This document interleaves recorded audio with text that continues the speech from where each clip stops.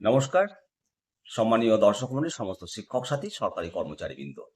আচ্ছা, আপনারা কমেন্ট সেকশনে কমেন্ট করে জানাবেন তো যে বেতনের টাকাটা আমরা প্রভিডেন্ট ফান্ডে কাটাই, তার যে আমরা রসিদটা পেতাম, বছরে একবার পুরো হিসেবটা ডিটেলস পেতাম, সেটা কি আমরা পাই?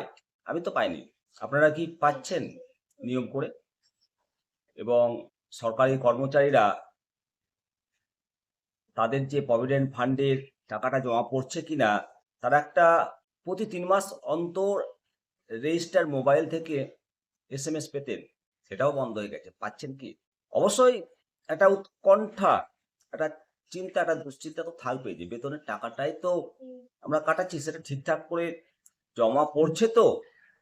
এই সংক্রান্ত আপডেট পাওয়া গেছিল মে 2025-এ। তারপর দীর্ঘ সময় পেরিয়ে গেল, সরকারি কর্মচারীরা কোনো আপডেট পাননি। শিক্ষকরা, প্রাথমিক শিক্ষকরা তো আপডেট পায়নি কয়েক বছর ধরেই। রসিদ এখন পাওয়া যায় না। একটা উদ্বেগজনক পরিস্থিতির সৃষ্টি হয়েছে। তো এই যে পরিস্থিতি কেন সৃষ্টি হলো, এই প্রসঙ্গে এজি বেঙ্গল অফিসে সংবাদ মাধ্যম যোগাযোগ করলে কয়েকটা বিষয় স্পষ্ট বার্তা পাওয়া গেছে যে অচল অবস্থা সৃষ্টি হয়েছে। এই অচল অবস্থার পেছনে দুটো কারণ তুলে ধরা হয়েছে। প্রথম কারণটা কর্মচারী সংকট। এই মুহূর্তে দপ্তরে পর্যাপ্ত কর্মীর সংখ্যার অভাব রয়েছে।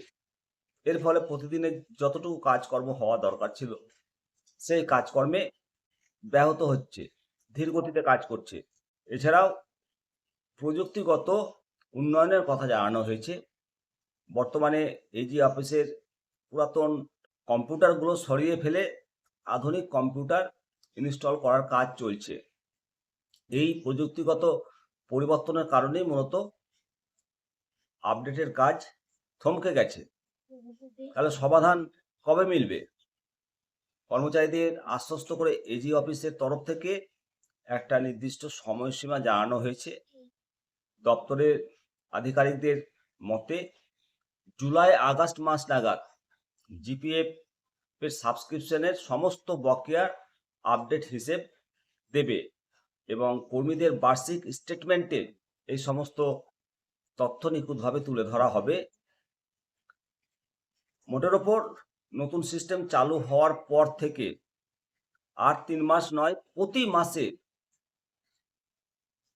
পিএফ এর আপডেট সরাসরি সরকারি কর্মচারী, শিক্ষক শিক্ষিকা সবাই পেয়ে যাবে বলেই জানতে পারা গেছে। ভালো থাকবেন, অবশ্যই মতামত জানাবেন। জয় হিন্দ, জয় ভারত, বন্দে মাতারাম, ভারত মাতা কি জয়।